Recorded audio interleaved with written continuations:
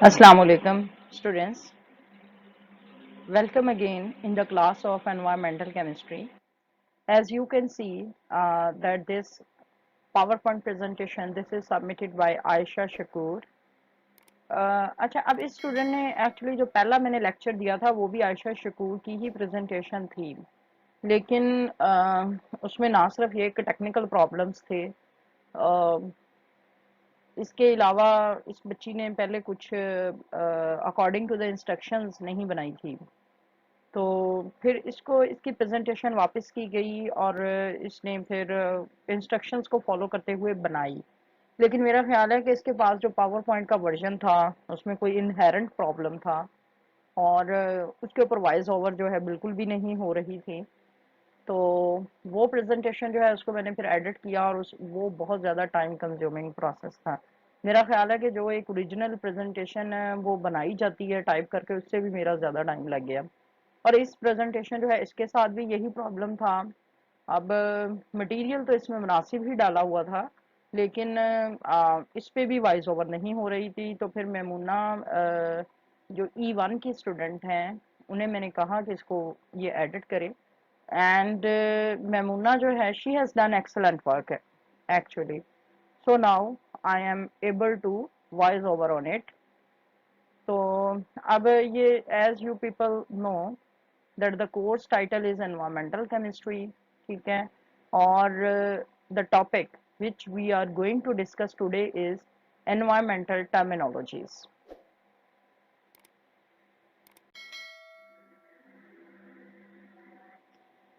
अच्छा जी, अब environmental terminology में सबसे पहले जो हम डिस्कस करने जा रहे हैं वो है aerosols. So what are aerosols? Aerosol refers to dispersion of microscopic solid or liquid particles in a gaseous medium। ठीक है, इसमें एरोजोल्स क्या होते हैं? These are dispersion of microscopic solid और लिक्विड पार्टिकल्स, यानी नेकेड आई से तो इन पार्टिकल्स को हम देख ही नहीं सकते बिकॉज दीज आर माइक्रोस्कोपिक। तो ये डिस्पर्स्ड होते हैं फजा के अंदर, ये मोलक होते हैं और ये सॉलिड या लिक्विड पार्टिकल्स होते हैं और गैशियस मीडियम के अंदर यानी हवा के अंदर। और ये दो तरह के एरोजोल्स हैं, एक तो डिस्पर्शन टाइप है और एक कंडेंसेशन टाइप है। अब डिस्पर्शन टाइप जो है इसमें तो बिल्कुल ही डिस्पर्स होंगे, ठीक है। और कंडेंसेशन टाइप में थोड़े से वो कंडेंस टाइप के यानी वो एयर पॉकेट्स उनकी हो सकती हैं फजा के अंदर। Examples of aerosols, these are dust, smoke, mist, haze and cloud. These are examples of aerosols. The next environmental terminology which we are going to see in our subject is anti-knock compounds. And what are anti-knock compounds? The substances added in the petrol with a view to prevent knocking. These are anti-knock additives. ठीक है। और इसमें ये FSc में हमने पढ़ा हुआ है, टेट्रा इथाइल लेड जो है ये एंटी नॉकिंग एजेंट के तौर पे यूज होता है, ठीक है। और ये वो वाले सब्सटेंसेस होते हैं जो पेट्रोल में ऐड किए जाते हैं ताकि नॉकिंग उसको प्रिवेंट किया जा सके। अब नॉकिंग क्या होता है? This is a sharp metallic sound. ये एक शार्प मेटालिक साउंड है जो कभी कभार इंजन में से आने लग जाती है। तो इसको प्रिवेंट करने के लिए tetraethyl lead as an anti knocking agent petrol के अंदर डाला जाता है। Now we have aquifer. An aquifer is a geological formation through which water can percolate. The process is very slow. The wells and springs are charged from these formations. Right. तो इक्वीफर क्या होता है कि ये एक जियोलॉजिकल फॉर्मेशन होती है through which water can percolate, जिसके अंदर से पानी सीपेज, पानी की सीपेज हो सकती है। मेरा ख्याल है कि ये देखें मेमूना ने इक्वीफर की ये बहुत अच्छी डिस्क्रिप्शन जो है लगाई हुई है। तो ये एक जियोलॉजिकल फॉर्मेशन है। देखें ये ऊपर ये आपको प्लांट्स नज़र आ रहे हैं, ठीक है। और फिर ये ऊपर से पानी सीप करता हुआ नीचे की तरफ जा रहा है और ये पानी की डिफरेंट देखें ये डिफरेंट लेयर्स हैं और इन लेयर्स के ऊपर से होता हुआ नीचे की तरफ पानी ये जाएगा। तो दिस इज जियोलॉजिकल फॉर्मेशन जिसमें वाटर जो है परकुलेट कर सकता है, सीप कर सकता है ऊपर से नीचे की तरफ। प्रोसेस वगैरह बहुत स्लो होता है। अब ये वेल्स एंड स्प्रिंग्स जो कुदरती चश्मे होते हैं वो इन्हीं फॉर्मेशंस से इसी इसी पानी से मिलकर ये कुदरती जो हमारे पास चश्मे हैं, वेल्स हैं, कुएं हैं, उनमें पानी इन्हीं में से आता है, यहीं से पानी जो है वो लेते हैं। Now we have biochemical oxygen demand. What is biochemical oxygen demand? It is the quantity of oxygen demand consumed in biochemical oxidation of a unit volume of sample at certain temperature for a given span of time। ठीक है, इसको हम biochemical oxygen demand कहते हैं। और इसमें ये किस तरह से हम बायोकेमिकल ऑक्सीजन डिमांड डिटरमिन करते हैं कि हम कोई भी ऑर्गेनिक सैंपल उसका एक ख़ास वॉल्यूम सेलेक्ट करते हैं और by means of different chemical methods हम ये डिटरमिन करते हैं कि वो स्पेसिफाइड ऑर्गेनिक सैंपल कितनी amount of oxygen for a given span of time consume करता है। इसको हम बोलते हैं बायोकेमिकल ऑक्सीजन डिमांड। और ये जो ऑर्गेनिक कंटेंट हम सेलेक्ट करते हैं, ये एक्चुअली वाटर बॉडीज में से हम ये ऑर्गेनिक कंटेंट लेते हैं, यानी बड़ी बड़ी वाटर बॉडीज में से। ठीक है, और बीओडी की एक हाई मिकदार जो है वो ये इंडिकेट करती है that there is high degree of pollution. यानी बीओडी की मिकदार, क्वांटिटेटिव मिकदार जितनी ज़्यादा होगी बायोकेमिकल ऑक्सीजन डिमांड की, उतना ही पोल्यूशन रेट इसका मतलब होगा कि ज़्यादा है। Now we have another environmental terminology which is chemical oxygen demand. It is the weight of oxygen consumed by the organic matter in a water sample। अब इसमें जो है ये वेट ऑफ ऑक्सीजन हम डिटरमिन करेंगे consumed by organic matter in a water sample. एक तो हमने इसमें ऑक्सीजन का वेट डिटरमिन करना है, और दूसरा क्या है कि इसके लिए जो हम वाटर सैंपल्स लेते हैं वो होता है सीवेज, और दूसरी वेस्ट का सैंपल जो है वो लिया जाता है, और इसकी मिकदार बीओडी की मिकदार से ज़्यादा होती है, और इसकी भी हाई वैल्यू जो है हाई पोल्यूशन रेट को इंडिकेट करती है। Conservation. The resources and space available on the planet Earth are limited. These may be natural or man-made। Conservation of environment implies the use of these resources by all living beings in a planned and organized manner। ठीक है, तो actually क्या है कि जो resources और space planet earth के ऊपर अवेलेबल हैं, दीज आर लिमिटेड। तो कंजर्वेशन में हम क्या करते हैं कि हम इन लिमिटेड सोर्सेज और स्पेस को इस तरह से हम यूज़ करें कि इनके ऊपर इस स्पेस या रिसोर्सेज के ऊपर कोई सिग्निफिकेंट चेंजेस ना आए, क्योंकि जितनी ज़्यादा हम इन रिसोर्सेज और स्पेस को चेंज करेंगे वो इन्वायरमेंट के लिए उतना ही हार्मफुल होगा। Now, what is contaminant? A contaminant is any potentially undesirable substance which can be physical, chemical or biological। तो contaminant जो है कोई भी undesirable substance है, this may be physical, this may be chemical or this may be biological। It usually refers to the introduction of harmful human made substances। ठीक है, जो man made substances हैं, अब वो मैन मेड फिजिकल भी हो सकते हैं, केमिकल तो डेफिनेटली हो सकते हैं, और बायोलॉजिकल भी हो सकते हैं। जैसा कि आमतौर पे यही ख्याल पाया जाता है कि कोरोना वायरस जो है वो चाइना से इसकी इमरजेंट ये हुआ है, तो जो कि एक बायोलॉजिकल कॉन्टामिनेंट है। Right, now we have cyclone, and it is the equipment used for removing dust and particulates from waste gases produced by industries। ठीक है, तो वेस्ट गैसेस में से डस्ट और पार्टिकुलेट मैटर, सॉलिड पार्टिकल्स को remove करने के लिए ये इक्विपमेंट यूज होता है। Decibel, I think many of you people know that it is the measure of intensity of sound on a logarithmic scale. Decibel जो है साउंड नॉइज की यूनिट, नॉइज को मेजर करने के लिए यूनिट के तौर पे यूज किया जाता है. Denitrification. This implies the breakdown of nitrates by certain soil bacteria. Consequently, free nitrogen is released. अब फ्री नाइट्रोजन प्लांट्स के लिए बहुत ज़्यादा बेनिफिशियल है, तो ये नेचर का ही ये प्रोसेस है कि नाइट्रेट्स की certain soil bacteria break down कर देते हैं और उससे फ्री नाइट्रोजन प्लांट्स को अवेलेबल हो जाती है. Dry ice. Solid carbon dioxide, this is called dry ice. It is a potable refrigerant. Its sublimation temperature is -78.5 degree Celsius. तो ये रेफ्रिजरेंट के तौर पे यूज़ होता है, यानी फ्रीज़र में कूलेंट के तौर पे ये यूज़ होता है.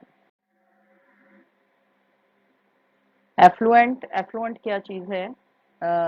As I have already told you people in the previous lecture, if you people had heard about previous lectures, the term is used for waste liquid being discharged from industries, sewage and other liquids, whether treated or otherwise. यानी effluent जो है ये term use की जाती है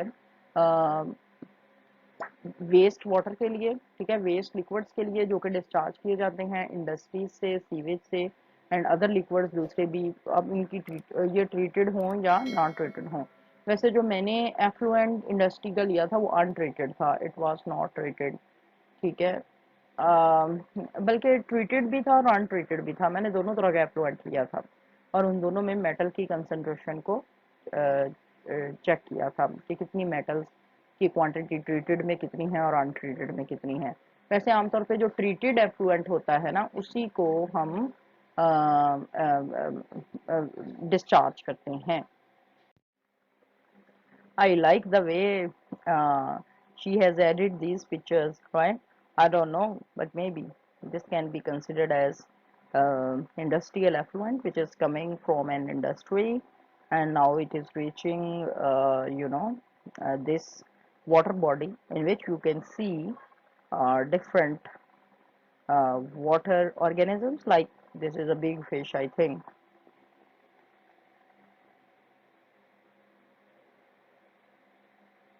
Environmental quality standards.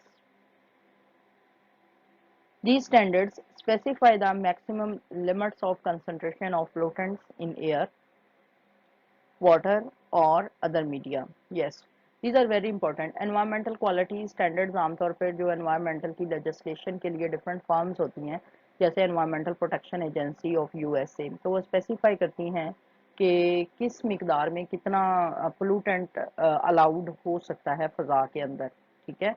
तो वो फिर स्पेसिफाई करती हैं maximum limit of concentration of pollutants in air, water और other media. Erosion.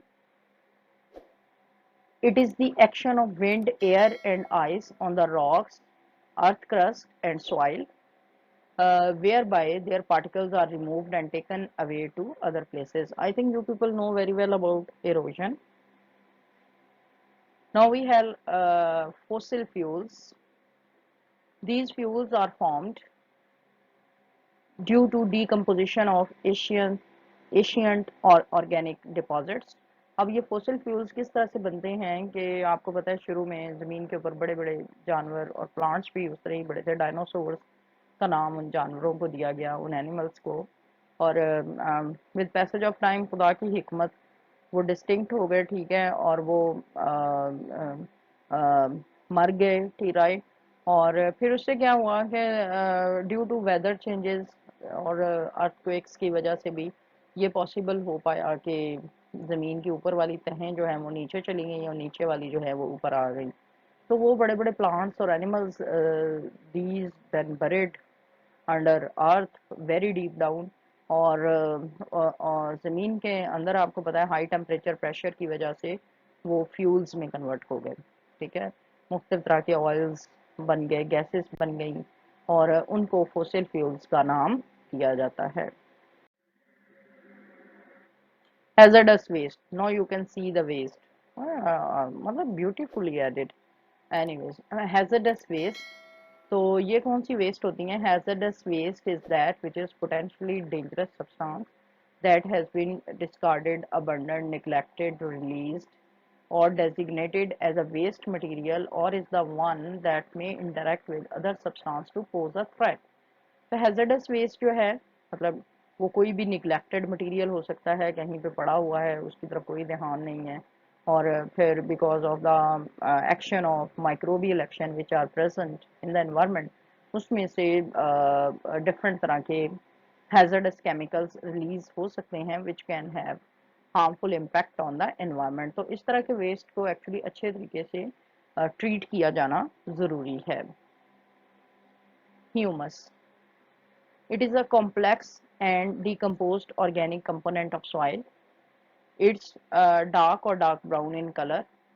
Humus is a source of mineral salt which are subsequently used in photosynthesis by the plant. तो humus का colour जो है वो dark brown होता है और ये complex decomposed organic component of soil है। ठीक है, यानी जो ऑर्गेनिक कंपोनेंट है उसकी डीकम्पोजिशन से जो हमें मटेरियल ऑब्टेन होता है। अब डीकम्पोजिशन अगेन जो ऑर्गेनिक कंपोनेंट है सॉइल का उसकी डीकम्पोजिशन माइक्रोबियल ऑर्गेनिजम्स ही करेंगे। और ह्यूमस जो है this is a source of mineral salts and are subsequently used in photosynthesis by the plants। तो ये मिनरल साल्ट्स भी इसमें होते हैं और प्लांट्स इस ह्यूमस को यूज करते हैं in the process of photosynthesis for making food for them. Oil slick, it is the mass of oil floating on the surface of water being carried by the tides, wind and current। अब oil slick जो है ये किस तरह से, यानी अब देखें ये ऑयल जो है वो किस तरह से हो सकता है पानी के ऊपर। ठीक है, ये इस तरह से हो सकता है कि बड़े बड़े oil tankers over the continents different ममालिक के दरमियान जो ऑयल की ट्रेड है बेसिकली वो शिप्स के थ्रू से ही होती है। तो कई दफ़ा क्या होता है कि अंडर वाटर जो रॉक्स होती हैं जब ये शिप्स कभी कभार उनसे टकराते हैं तो लीकेज हो जाती है और वो बहुत बड़े बड़े कंटेनर्स होते हैं और एक इम्परवियस लेयर ऑफ ऑयल वो वाटर के ऊपर बना देते हैं, उसको हम ऑयल स्लिक बोलते हैं। ठीक है, फ्लूटेंट, flutant is a substance present in greater than natural concentration as a result of human activity that has a net detrimental effect upon its environment or upon something of value in that environment। So I think you people have understood that in the previous lecture as well we have discussed about different types of pollutants।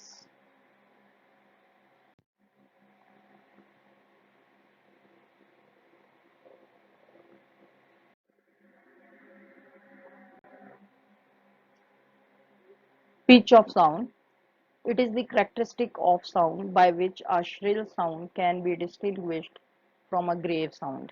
ठीक है, ये pitch of sound है यानी कोई तेज आवाज मध्यम आवाज से हम किस तरह से डिस्टिंग्विश कर सकते हैं।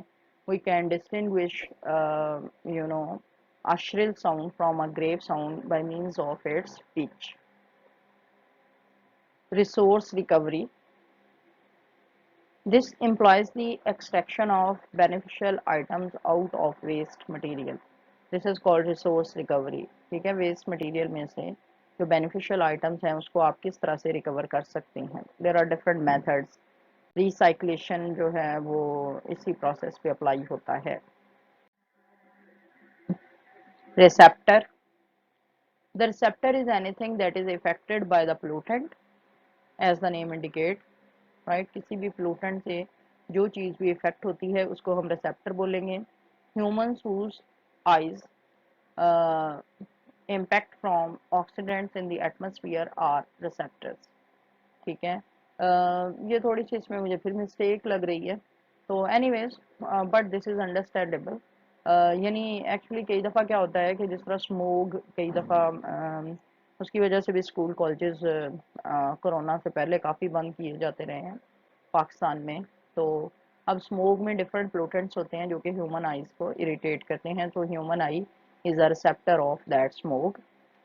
Trout fingerlings that may die after exposure to dieldrin in water, these are also receptor. ठीक है, ये ट्राउट फिश है, ये फिंगर लिंक्स पता नहीं क्यों यहाँ पे फिर उस, हालांकि मैंने काफ़ी चेक किया था, लेकिन ये देखें इसमें फिर ये मिस्टेक है। एनीवेज ट्राउट फिश जो है जो कि मर जाती है after exposure to dieldrin, this is a chemical in water. So trout fish is an troutfish is a receptor of dieldrin. If the pollutant is long-lived, it may develop deposited, oh wow, in a receptor. तो pollutant अगर long lived हो तो receptor के अंदर ये deposit कर जाएगा, उस पर और ज़्यादा harmful effect होंगे। Sink. If a pollutant is long lived, it may be deposited in a sink, a long time repository of the pollutant। ठीक है, अब फिर वही बात आ जाती है कि pollutant अगर long lived है तो ये किसी भी ऐसी बॉडी के अंदर जिसके अंदर वो डिपॉजिट हो उसको हम सिंक बोलेंगे, और इससे वो पोल्यूटेंट इस बॉडी के अंदर बहुत देर तक इफेक्टिवली स्टे कर सकता है। Here it will remain for a long time, though not necessarily permanently. Thus, a limestone wall may be a sink for atmospheric sulfuric acid. तो एक limestone की wall के ऊपर atmospheric sulfuric acid embedded हो सकता है. So, limestone wall will act as a sink for atmospheric sulfuric acid. Source of pollution. Oh, you can see here the source of pollution, right? You can see the clouds, धुएं के बादल in industrial chimneys से उठते हुए। सो these industries actually, these are the sources of pollution. Every pollution originates from a source. The source is particularly important because it is generally the logical place to eliminate pollution. After a pollutant is released from a source, it may act upon a receptor. So this is the logical place where we can end up this pollution, this pollutant। ठीक है, वो किस तरह से देखें, अब ये धुआं तो खैर यहाँ से इंडस्ट्रियल वेस्ट के तौर पे बाहर निकलना ही है, लेकिन अगर हम ये कैलकुलेट कर सकें कि इस धुएं के अंदर जो डिफरेंट केमिकल्स या गैसेस फ़ज़ा के अंदर यहाँ से रिलीज हो रही हैं, क्या उन हार्मफुल गैसेस की कंसंट्रेशन एनवायरमेंटल प्रोटेक्शन एजेंसी की लेजिस्लेशन के मुताबिक है या उससे ज़्यादा है। ठीक है, अगर तो मुताबिक है फिर तो ज़ाहिर है पोल्यूटेंट की कंसंट्रेशन कम की जा सकती है, लेकिन अगर उससे ज़्यादा है तो definitely it will create harmful impacts. Trans-frontier pollution. This type of pollution is multinational in character. Wow. The pollutants produced in the country of origin travel to the other countries where pollution is caused. So this is called trans-frontier pollution.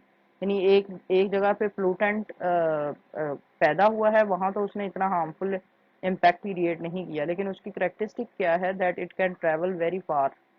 तो जहाँ पर ये travel करके जाएगा वहाँ पर ये अपना हार्मफुल इम्पैक्ट देगा। This is called trans frontier pollution.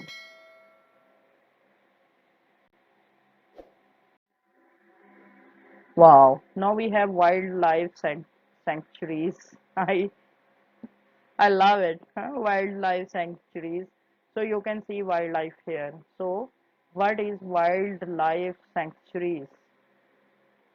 These lands are undisturbed breeding grounds intended to protect wildlife। ठीक है, वाइल्ड लाइफ के ये अनडिस्टर्ब्ड ब्रीडिंग प्लेसेस हैं, उनको हम वाइल्ड लाइफ सेंचुरीज कहते हैं। यानी वहाँ पर ना तो पौधों को काटा जा सकता है, वहाँ पर ना ही कोई इंसानों के रहने के लिए शहर बनाया जा सकता है, और ना ही इंडस्ट्री लगाई जा सकती है। पब्लिक एक्सेस वहाँ पे लिमिटेड होती है। Exploitation of forest and animal products is prohibited. ठीक है, so